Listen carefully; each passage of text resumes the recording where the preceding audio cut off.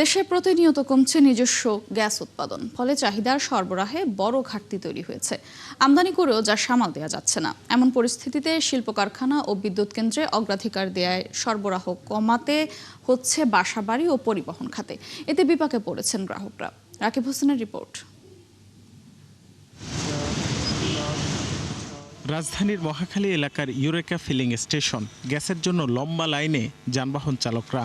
ঘণ্টা দুয়েক অপেক্ষার পর মাত্র 168 টাকার সিএনজি নিতে পেরেছেন অটোরিকশা চালক কামরুল হাসান। সিরিয়ালের সামনে থাকা আরেক চালক পেলেন মাত্র 83 টাকার। মূলত গ্যাসের চাপ না থাকায় যানবাহনগুলোতে মিলছে না কাঙ্ক্ষিত জ্বালানি। আমার গাড়িতে যে গ্যাসের ক্যাপাসিটি তাতে প্রায় 300 টাকায় গ্যাস ঢুকতো, সেখানে 168 টাকা মাত্র ঢুকছে।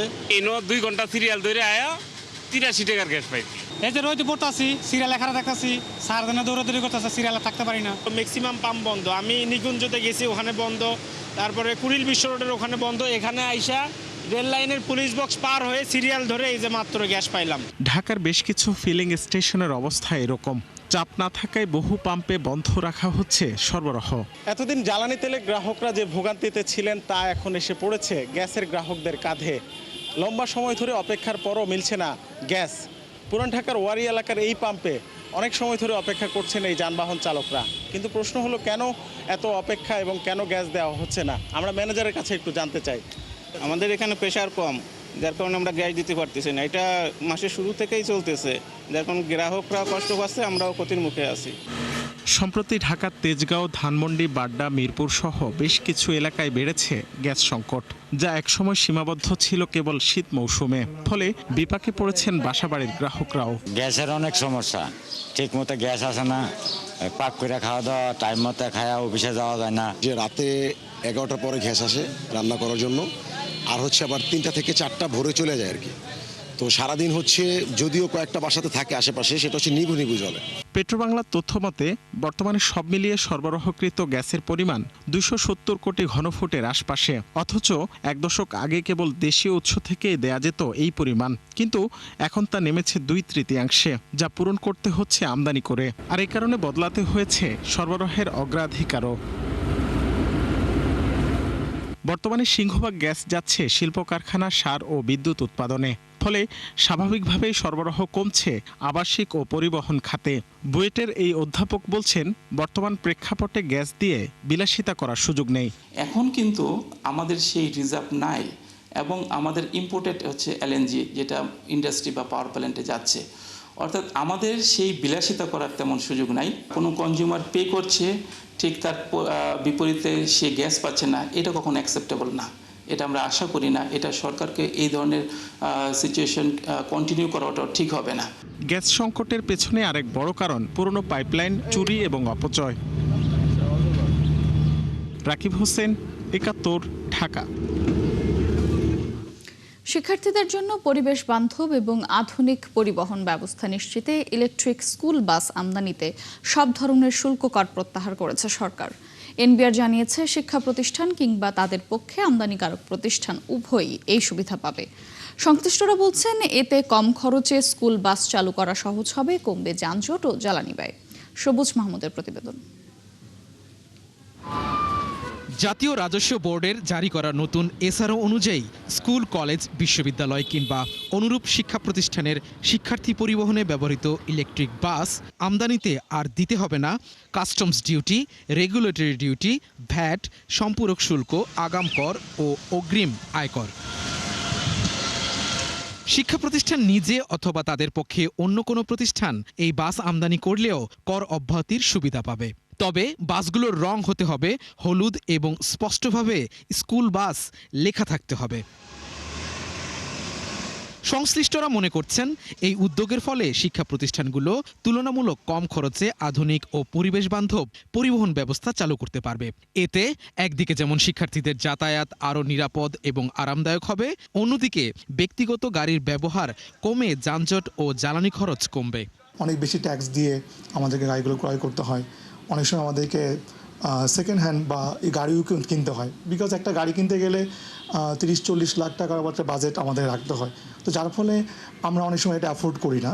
তো আমরা যদি এই লেটেস্ট মডেলের গাড়িগুলো ট্যাক্স মুক্তভাবে কিনতে পারি, আমাদের বাচ্চারা যারা স্কুলে আসে তারা খুব কমফোর্টেবলি আসতে পারবে। বিদ্যালয় কর্তৃপক্ষ বলছেন ইলেকট্রিক বাস চালু হলে পরিবহন পরিচালনা ব্যয়ও কমে আসবে, ফলে অভিভাবকদের ওপর কমবে অতিরিক্ত আর্থিক চাপ। নর্মালি আপনার 3000, 3500, বেশি দূর হলে 4000। আমরা মনে করছি ইলেকট্রিক ভেহিকেল হলে এই ভাড়াটা অর্ধেকের মতো হয়ে যেতে পারে এবং এটা গার্ডিয়ানদের জন্য যেমন অনেক সাশ্রয়ী হবে। জাতীয় রাজস্ব বোর্ড বলছে শুল্ক কর ছাড়া এসব বাস আমদানির আবেদন 10 কর্মদিবসের মধ্যেই নিষ্পত্তি করা হবে। সবুজ মাহমুদ, 71, ঢাকা। অবশেষে সরাসরি নিউ ইয়র্ক রুটের স্বপ্ন পূরণ হচ্ছে বাংলাদেশের। আগামী বছরের প্রথমার্ধেই যুক্তরাষ্ট্রে উড়াল দিতে চায় বিমান। থার্ড টার্মিনাল চালুর পর নিরাপত্তা এবং অপারেশন শর্ত পূরণ হলে নিউ ইয়র্কে ফ্লাইটের অনুমতি পাবে বাংলাদেশ। পাশাপাশি অস্ট্রেলিয়ার সিডনির উদ্দেশ্যে নতুন রুট চালু করার পরিকল্পনা আছে বিমানের। মোহন ইসলামের প্রতিবেদন। প্রায় 23টি আন্তর্জাতিক রুটে চলাচল করছে বিমান বাংলাদেশ এয়ারলাইন্স। সর্বশেষ যোগ হয়েছে পাকিস্তানের করাচি। অন্তর্বর্তী সরকার এই রুটটি যোগ করার সময় ফ্লাইট বন্ধ করা হয় জাপানের নারিতা ও যুক্তরাজ্যের ম্যানচেস্টারের। রুট দুইটিতে আবারও বিমান চালুর সিদ্ধান্ত নিয়েছে সরকার। শুরু হবে জুন থেকেই। জুনে আপনার দুইটা রুট কিন্তু বেড়ে গেল, আমাদের জাপান এবং ম্যানচেস্টার। এছাড়া আরও কয়েকটি নতুন রুট যোগ করতে চায় বিমান। এক সময় যুক্তরাষ্ট্রের সঙ্গে সরাসরি বিমান যোগাযোগ ছিল বাংলাদেশের।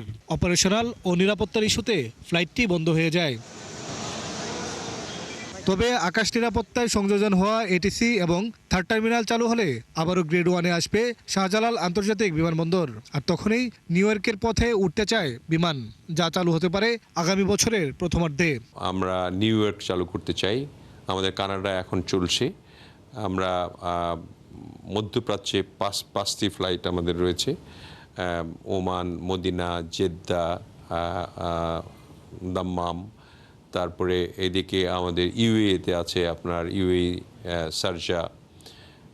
এইগুলিকে আমরা কন্টিনিউ করতে চাই। 71কে তিনি জানান দীর্ঘমেয়াদে অনেক রুট পরিকল্পনা আছে, তবে এই মেয়াদে সিডনি রুটে উড়াল দিবে বিমান।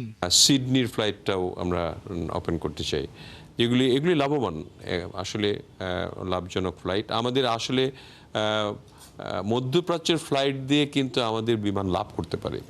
আমাদের অনেকগুলো মিসম্যানেজমেন্ট আছে, সেগুলি আমরা খতিয়ে দেখছি। দেশের কয়েকটি বেসরকারি এয়ারলাইন্সও ফ্লাইট চালু করতে চায় নিউ ইয়র্কে। রেগুলেটরি অথরিটি যদি অপারেশন সিস্টেমটাকে আসলে যদি ডেভেলপ করে এবং 24 ঘন্টা সময়টাকে যদি একটা প্রায়োরিটি বেসিসে আসলে ওইভাবে অ্যাকোমোডেট করে, আমার মনে হয় এটা থেকে হয়তো উত্তরণের সুযোগ পাবো। বিশ্বের প্রায় সব দেশেই বিমান চলাচলের তাগাদা এভিয়েশন সংশ্লিষ্টদের। মোহন ইসলাম, 71, ঢাকা। হযরত শাহজালাল আন্তর্জাতিক বিমানবন্দরে থার্ড টার্মিনাল চালু হলে যাত্রী ধারণ ক্ষমতা 1.5 থেকে 2 গুণ বাড়বে বলে জানিয়েছেন বেসামরিক বিমান চলাচল কর্তৃপক্ষ। বেবিচক chairman air vice marshal Mostafa Mahmud Siddique সকালে এভিয়েশন খাতের সংগঠন বিএটিজে এর সঙ্গে সৌজন্য সাক্ষাতে তিনি এমন আশাবাদ জানান। বলেন, যাত্রী সেবার মান বাড়াতে যুক্ত হবে আধুনিক ইমিগ্রেশন ও অটোমেটেড কাস্টমস সুবিধা। এছাড়া মাল্টিলেভেল কার পার্কিং সুবিধা থাকায় কমে আসবে যানবাহনের জট। বেবিচক প্রধান আরও জানান, সরকারের কাছে এভিয়েশন খাত গুরুত্বপূর্ণ, তাই বগুড়া, ঈশ্বরদী, ঠাকুরগাঁও, লালমনিরহাট সহ বন্ধ থাকা 8টি বিমানবন্দর আবারও চালুর প্রক্রিয়া চলছে।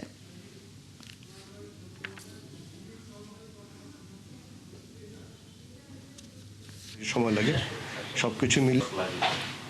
আচ্ছা, ইয়েস, এটা খোঁজ নিয়েছি।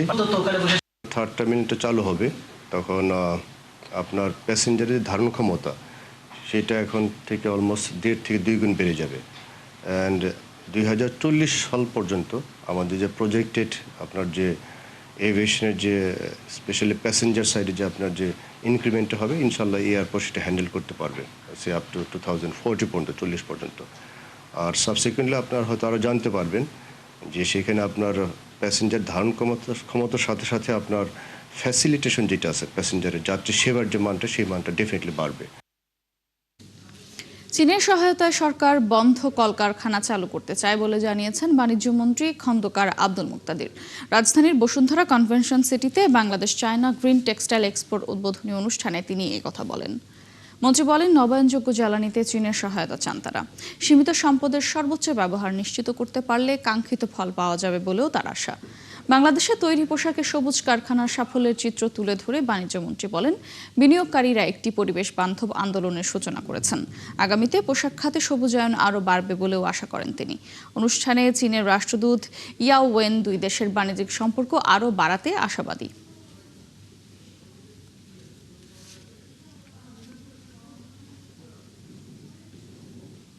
For Bangladesh, which is so densely populated, where land is so scarce, it is imperative that we make best use of our finite resources, especially the electricity, gas, and water. That's the reason this exhibition is so relevant for the day and for the industry. I commend the organizers and encourage you to keep your efforts on so that we can make tangible progress in the days to come. প্রতিবন্ধী শিশুদের স্বাস্থ্যসেবা ও পুনর্বাসন নিশ্চিত করতে করাইল বস্তিতে শিশু স্বর্গ model কার্যক্রমের উদ্বোধন করেছেন ডাক্তার জুবাইদা রহমান। স্বাস্থ্য ও পরিবার কল্যাণ মন্ত্রণালয় করাইল বস্তির মাঠে এর আয়োজন করা হয়েছে। স্বাস্থ্য প্রতিমন্ত্রীর দপ্তর থেকে জানানো হচ্ছে, এটি একটি জাতীয় উদ্যোগ যার আওতায় সারা দেশের প্রতিবন্ধী শিশুদের চিহ্নিত করা হবে। পরে তাদের স্বাস্থ্যসেবা, সহায়তা এবং সামাজিক অন্তর্ভুক্তি নিশ্চিত করা হবে।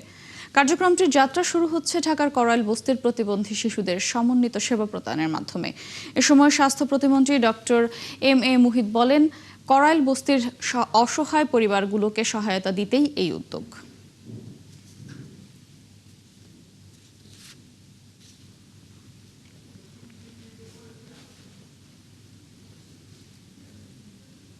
অন্তত পক্ষে ৩৫ লক্ষ শিশু আছে যারা গুরুতরভাবে প্রতিবন্ধী। তাদের অধিকাংশই গ্রামে থাকেন, তাদের অধিকাংশই শহরের সবচেয়ে যে কঠিন কষ্টকর যে জায়গাগুলো সেখানে থাকেন। ফলশ্রুতিতে এই গ্রামের মানুষ, এই দরিদ্র পরিবারের সন্তানগুলো যারা প্রতিবন্ধিতায় আক্রান্ত হয়েছেন, ন্যূনতম সেবার কোনো সুযোগ তারা পান না। তারা আনডায়াগনোজ থেকে যান এবং আমাদের মেইন স্ট্রিম সোসাইটি থেকে তারা ইনভিজিবল থেকে যান। আমরা সেই অবস্থার পরিবর্তন করতে এসেছি। সুপ্রিম কোর্ট আইনজীবী সমিতি নির্বাচনের দ্বিতীয় দিনের ভোট গ্রহণ চলছে। সকাল 10টা থেকে শুরু হওয়া এই ভোট চলবে বিকেল 5টা পর্যন্ত। 2 দিন ব্যাপী এই ভোট গ্রহণের শেষ দিন আজ। এর আগে বুধবার দিনভর শান্তিপূর্ণভাবে ভোট গ্রহণ চলে। বিএনপি সমর্থক আইনজীবীরা বলছেন, দীর্ঘদিন পর স্বাধীনভাবে ভোট দেওয়ার সুযোগ এসেছে। তবে নির্বাচন কমিশনের নিরপেক্ষতা নিয়ে প্রশ্ন তুলেছেন জামায়াত ও এনসিপি সমর্থিত আইনজীবীরা। তাদের অভিযোগ, ভারসাম্যপূর্ণ পরিবেশ নিশ্চিত না হলে নির্বাচন নিয়ে প্রশ্ন উঠতে পারে। আজকের ভোট গ্রহণ শেষে শুরু হবে গণনা। এরপর জানা যাবে কারা নেতৃত্ব দেবেন সুপ্রিম কোর্ট বার অ্যাসোসিয়েশনের। এবারে নির্বাচনে 14 পদের বিপরীতে লড়ছেন 40 জন প্রার্থী, আর ভোট দিচ্ছেন 11,097 জন আইনজীবী।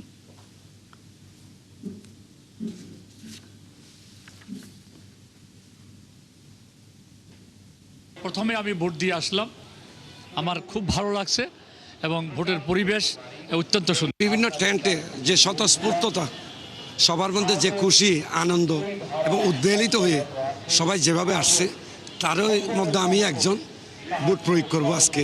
অনেক বছর ভোট দেওয়ার যে পরিবেশ ছিল না, সেই পরিবেশটা ফিরে আসছে বলে আমি মনে করছি। আপনারা জানেন, সুপ্রিম কোর্টের ভোটাররা সারা বাংলাদেশের 12টি সিটি আছেন, তারা বৃহস্পতিবারকে বেছে নেন।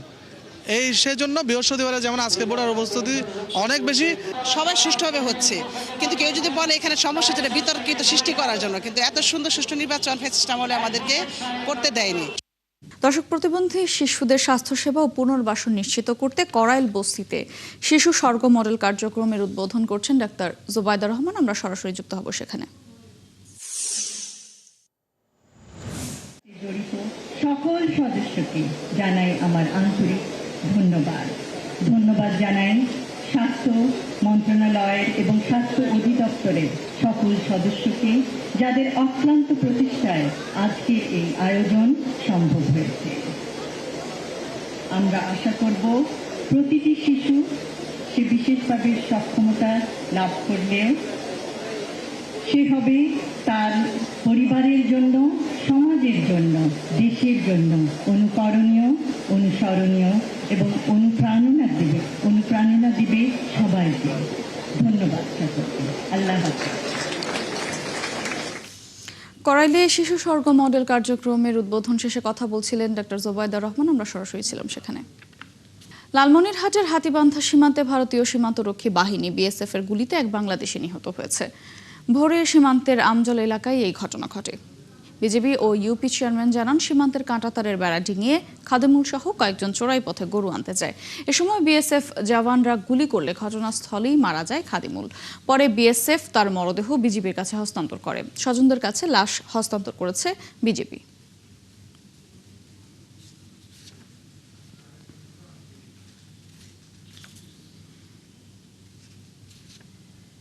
কিন্তু ভারতের বিএসএফ তাকে চোরাকারবারি মনে করে তাকে এলোপাতারি গুলি করার ফলে সে আসলে আহত হয়। আমরা তাকে এলাকাবাসী তাকে কয়েকজন মিলে হাসপাতালে নেওয়ার পথে সে মৃত্যুবরণ করে। আমি এরা বিশেষ চাই, আমি এরা বিশেষ চাই। লাশের আমরা এখন সৌদাল রিপোর্ট করব, যথাযথ আইনি পরীক্ষা শেষে আমরা লাশ হস্তান্তর করব। অতিবৃষ্টি আর ঢলের কারণে হাওরে পশু খাদ্যের তীব্র সংকট দেখা দিয়েছে। দুশ্চিন্তায় পড়েছেন কৃষক ও খামারিরা। তারা জানান, সুনামগঞ্জে পশু খাদ্যের 85% যোগান আসে ধানের খড় থেকে। শুকনো মৌসুমে ঘাস খাওয়ালেও বর্ষার 6 মাস খড়ের উপর নির্ভর করতে হয়। কিন্তু এবার খড় পচে নষ্ট হওয়ায় অনেকেই কম দামে গরু বিক্রি করতে বাধ্য হচ্ছেন। শহীদ নূর আহমেদের তথ্য ছবিতে প্রতিবেদন। হাওড় অঞ্চলের কৃষির সঙ্গে জড়িয়ে আছে গবাদি পশু, গরু, মহিষ। কিন্তু এবার অতিবৃষ্টি ও জলাবদ্ধতার কারণে নষ্ট হয়েছে সেই পশুর প্রধান খাবার খড়। সুনামগঞ্জের কৃষকরা জানান, জেলার গোখাদ্যের 85% জোগাড় হয় ধানের খড় থেকে। শুকনো মৌসুমে ঘাস দিয়ে পশুপালন করা হলেও বর্ষার 6 মাস খড় খাওয়াতে হয়। কিন্তু এবার বৈরী আবহাওয়ার কারণে খড় শুকানো সম্ভব হয়নি। ক্ষেতের পর ক্ষেত খড় পচে নষ্ট হয়ে গেছে। তাই অনেকেই বিক্রি করতে বাধ্য হচ্ছেন গরু, মহিষ। খুব একটা সমস্যা হয়ে যাচ্ছে, আমরা গরু ঢিলিয়া আর এটা যে খের তুলছি, খেরটা আমরা এটা গরু খাইতো না। খের তো গন্ধ, আপনারা গরুর সেনার মতো গন্ধ করে। এই খেরটা তো গরু খাওয়ার উপযোগী না। আমার 6-7টা গরু, আমি মাত্র খের দেখে ওই খের গেছে খালি। আমি কীভাবে গরু খাওয়াতাম না বাবা, শোনে সামনে দিলাম, খাইলো এ নিয়ে প্রাণী সম্পদ কর্মকর্তা বলছেন, পশুর খাদ্য সংকট নিরসনে শুধু খড়ের উপর নির্ভর না করে পাশাপাশি ভুসি, কুড়ো ও খেসারির ভুসি একসঙ্গে মিশিয়ে খাওয়ানোর পরামর্শ দিয়েছেন। খড়ের উপর ডিপেন্ড না করে খড়ের পাশাপাশি যেমন কনসেন্ট্রেট কিছু গুঁড়া, ভুসি, সাইলেজ এই জাতীয় খাবার যদি আমরা মিক্সার করে গবাদি পশুরে খাওয়ানো যায়, তাহলে আমার মনে হয় যে আগামীতে আমাদের খাদ্য সংকট দেখা দিবে না। জেলা প্রাণী সম্পদ কার্যালয়ের তথ্য মতে সুনামগঞ্জে প্রতি বছর 1,80,00,000 মেট্রিক টন খড় সংগ্রহ হয়। এবার সেই লক্ষ্য পূরণ হয়নি। শাকিলা শম্পা, ৭১। কম্বোডিয়ায় গিয়ে প্রতারক চক্রের ফাঁদে পড়েছে সিরাজগঞ্জের উল্লাপাড়া উপজেলার অন্তত 200 যুবক। ওই ফাঁদ থেকে বের হয়ে দেশে ফেরা কয়েকজন জানান, কথা ছিল তাদের সুপার শপ ও নির্মাণ শ্রমিকের কাজ দেওয়া হবে, কিন্তু সেখানে গিয়ে তাদের বসানো হয় অনলাইন স্ক্যামিং বা ইন্টারনেট প্রতারণার কাজে। রায়হান আলীর তথ্য ছবিতে প্রতিবেদন। ভালো বেতনের চাকরি, নিরাপদ ভবিষ্যৎ, সেই স্বপ্নে বিভোর হয়ে উল্লাপাড়ার আলিপুর গ্রামের 27 যুবক এলাকার দালাল হাবিবকে 4 থেকে 6 লাখ টাকা দিয়ে গিয়েছিল কম্বোডিয়ায়। ভ্রমণ ভিসায় সেখানে যাওয়ার আগে জানানো হয়েছিল কাজ পাবে সুপার শপে, কনস্ট্রাকশন ফার্মে। কিন্তু কম্বোডিয়ায় পৌঁছানোর পরই তাদের বিক্রি করা হয় কয়েকজন চাইনিজ পরিচালিত একটি প্রতারক চক্রের কাছে। ফেরত আসা ভুক্তভোগীরা জানান, তাদের কাজ ছিল অনলাইনে প্রেমের সম্পর্ক গড়ে তুলে প্রতারণা করে টাকা হাতিয়ে নেওয়া। আমাদের কনস্ট্রাকশনের কাজ বিএমইটি করে নিয়ে গেছিল, যে কনস্ট্রাকশনের কাজ দেবে, সেই জায়গায় নিয়ে যায় সেটা আমাদের স্ক্যামে বিক্রি করে দেয়। স্যালারি চাই, তখন বলি তোমাদের স্যালারি পাবো না, তোমার থেকে উল্টা আমি আরো 300 টাকা পাই। কিভাবে 300 টাকা পাবো? তোমার যে দালাল আছে সে আমার কাছ থেকে $1500 অলরেডি নিয়ে ফেলছে, তোমাকে বিক্রি করে দিচ্ছে। স্বজনরা জানান, সন্তান ফিরেছে নিঃস্ব হয়ে, সাথে যোগ হয়েছে ঋণের বোঝা। কাগজপত্র দিয়ে কেড়ে রাখছিল, কেড়ে রেখে আমার কাছ থেকে আবার 1 লাখ টাকা দাবি করে উনি আমার কাছ থেকে আরো 1 লাখ টাকা নিল। নেওয়ার পর ছেলেরাকে 3 মাস রেখে ছেলেরাকে খাবার দেন, আমি বাইরে থেকে টাকা পয়সা দিয়ে ছেলেরাকে খাবার দিছি। আর আসার সময় বললাম তাহলে আমার ছেলেরাকে তুমি নিয়ে আসো, উনি আমার ছেলেরাকে আনলো না, বরঞ্চ আমি 60,000 টাকা বাইরে থেকে পাঠাতে আমার ছেলেরাকে নিয়ে আসবো। সংসারে যা কিছু আছিল একবারে পঙ্গ, সংসারে আর কিছু নাই। বা 5 লক্ষ টাকা দেওয়ার পরে যা এত কাম দিতেই পারলো না। এই জোর জঙ্গলে যা পলা থাকলো। এ বিষয়ে অভিযুক্ত দালাল হাবিবের বাড়িতে গিয়ে কাউকে পাওয়া যায়নি। পরিবারের সদস্যরাও বাড়ি ছেড়ে পালিয়ে গেছেন। আমরা আসলে ভাই জানি না, সত্যি জানি না, যখন লোক বাড়ি পাড়া আসছে সেখন আমরা জানি এই লোকগুলি নিচ্ছে। উল্লাপাড়া মডেল থানার ভারপ্রাপ্ত কর্মকর্তা জানান, এখনো লিখিত অভিযোগ তারা পাননি। পেলে দ্রুতই দালাল চক্রের বিরুদ্ধে ব্যবস্থা নেওয়া হবে। এরকম একটা ঘটনা শুনেছেন, তো আমার হলো যে যদি অভিযোগ দেয় তাহলে আমরা আইনগত ব্যবস্থা গ্রহণ করব। আর ভুক্তভোগীদের প্রতি পরামর্শ থাকবে এটাই যে যাদের মাধ্যমে ওরা নিজের ভাগ্যের পরিবর্তনের জন্য বিদেশ যেতে রাজি হয় বা ইচ্ছুক হয়, যাওয়ার আগে একটু তাদেরকে যাচাই বাছাই করে নিলে। প্রতারণার শিকার হয়ে ফিরে আসা কয়েকজন যুবক জানান, আলিপুর ছাড়াও পুরো উল্লাপাড়ার বিভিন্ন এলাকার প্রায় 150 জন এখনো আটকে আছে ওই চক্রের কাছে। বনশ্রী হালদার, ৭১। জাহাঙ্গীরনগর বিশ্ববিদ্যালয়ের নারী শিক্ষার্থীকে ধর্ষণ চেষ্টায় অভিযুক্তকে দ্রুত গ্রেপ্তার সহ 5 দফা দাবিতে বিক্ষোভ মিছিল করেছে কয়েক হাজার শিক্ষার্থী। বুধবার রাত 10:30টায় বিক্ষোভ মিছিল করে কয়েক হাজার শিক্ষার্থী। বিশ্ববিদ্যালয়ের টারজান পয়েন্ট থেকে শুরু করে ক্যাম্পাসের বিভিন্ন সড়ক ঘুরে প্রক্টর কার্যালয়ে এসে শেষ হয়। পরে শিক্ষার্থীরা রেজিস্ট্রার ভবনের সামনে অবস্থান নিয়ে ধর্ষকের ফাঁসি চাই, ক্যাম্পাসের নিরাপত্তা চাই, ধর্ষকদের আস্তানা ভেঙে দাও, গুড়িয়ে দাও স্লোগানে মুখর হয়ে ওঠে পুরো ক্যাম্পাস। একই সাথে বিশ্ববিদ্যালয়ের প্রক্টরের পদত্যাগ দাবি করেন তারা। এদিকে সাধারণ শিক্ষার্থীদের সাথে সংহতি জানিয়ে বিক্ষোভে অংশ নেয় ছাত্রদল, জাকসু ও বিভিন্ন রাজনৈতিক ছাত্র সংগঠনের নেতাকর্মীরাও। খুলনা বিশ্ববিদ্যালয়ের ব্যবসায় প্রশাসন অনুষদের সহকারী রেজিস্ট্রার ইউসুফ রায়হানের বিরুদ্ধে অনুষদ প্রধান ও কোর্স কোঅর্ডিনেটরের সই জাল করে প্রায় 18 লাখ টাকা আত্মসাতের অভিযোগ উঠেছে। ব্যবসায় প্রশাসন ডিসিপ্লিনের প্রধান প্রফেসর ডক্টর মোহাম্মদ নূর আলম ঘটনার সত্যতা নিশ্চিত করে বলেন, সোমবার শিক্ষার্থীরা সেমিস্টার রেজিস্ট্রেশনের তথ্য যাচাই করতে গেলে এই ঘটনা জানাজানি হয়। এর মধ্যে শিক্ষার্থীদের সেমিস্টার ফি ও পরীক্ষার ফি সহ অন্য খাতের অর্থ রয়েছে। বিষয়টি খতিয়ে দেখতে 2টি তদন্ত কমিটি করা হয়েছে।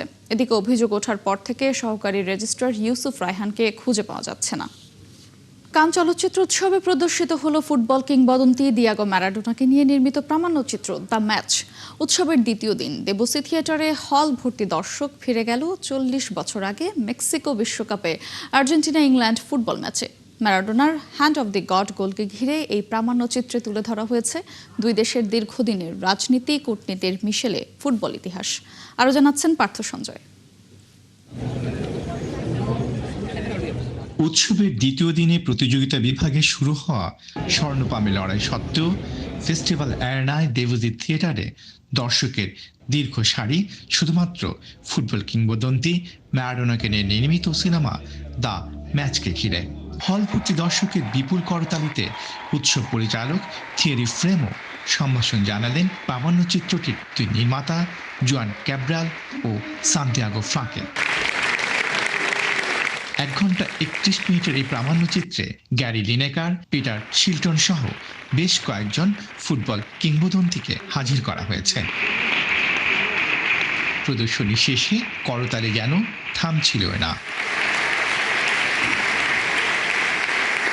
Beautiful idea, beautiful storytelling, and beautiful image as well. Congratulations to the two guys. I didn't remember the names, but it was beautiful. Every old images really add something to the story, and I think it's really more than just a football game. It's a beautiful story that needed to be told, and I'm really happy we could see it.